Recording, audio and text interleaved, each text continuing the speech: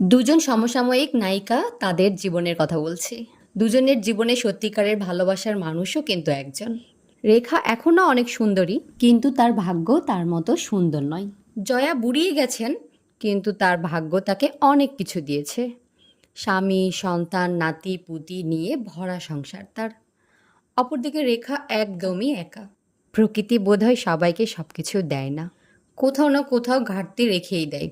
রেখাকে সুন্দরী করে রেখেছে ঠিকই, কিন্তু মা ডাক শোনার অধিকার দেয়নি, সংসারের সুখ দেয়নি, যা জয়া তত বেশি সুন্দরী না হয়েও পেয়ে গেছে অনায়াসে। আমার ব্যক্তিগত মত যদি বলি, তাহলে বলবো অমিতাভের সাথে রেখাকেই বেশি মানাতো। দুজনেই সুদর্শন এবং মেধাবী, কিন্তু প্রকৃতি জয়ার জন্যই অমিতাভকে নির্ধারণ করে রেখেছেন।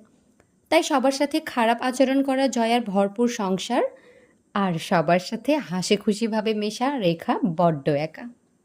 গল্পটা থেকে কি বুঝলেন আমাকে জানাবেন কিন্তু।